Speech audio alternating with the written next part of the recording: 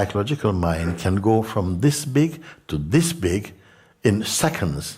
It's faster than a Ferrari, I tell you on this one. It can start from just being a little depressed to being suicidal in less than a minute. Have anybody experienced? Yes. Oh, quite.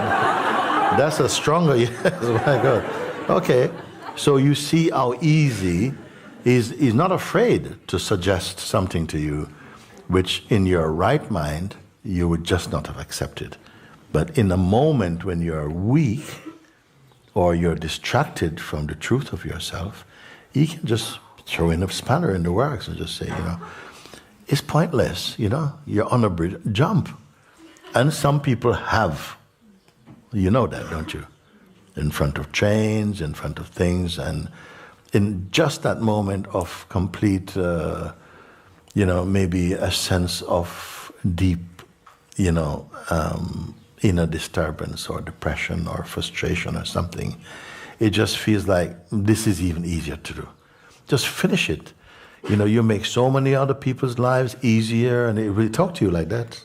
And maybe in that moment, your thinking will not be strong enough to just step away from that.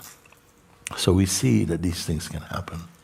But when you're in your natural state, meaning that you're standing in your God strength, in the place of consciousness, in your formlessness, that voice becomes very weak for you.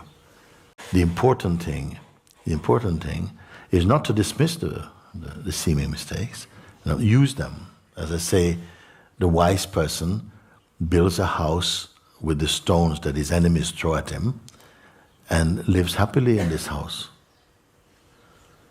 Meaning, we need trouble to grow. It is as though consciousness creates a sense of a... Meaning, we need... The important thing is not to dismiss the seeming mistakes, use them. As I say, the wise person builds a house with the stones that his enemies throw at him and lives happily in this house. Meaning, we need trouble to grow. It is as though consciousness creates a sense of a problem in order to have the experience of transcending it. We could call life a game of transcending, meaning overcoming. And what are you overcoming? Personhood. Can I put it in terms like that? Because that's what brings the sense of a trouble or a problem is based upon who you take yourself to be. You're a particular person that feels very, very strong conditioning inside. You have no option. You're never not a person. Almost all your life, you've been only a person. So how can you ever be impersonal?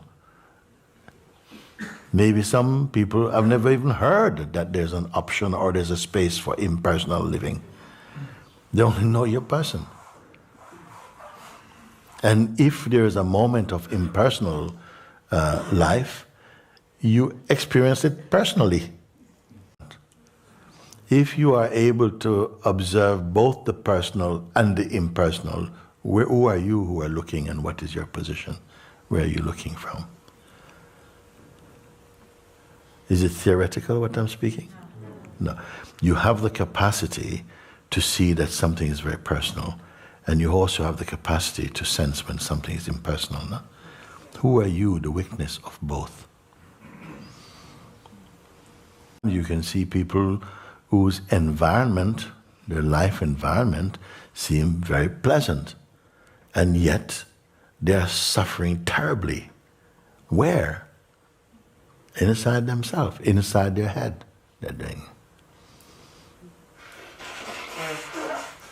Even if a palace was built for you, with all the servants, everything you want, doesn't stop you from suffering.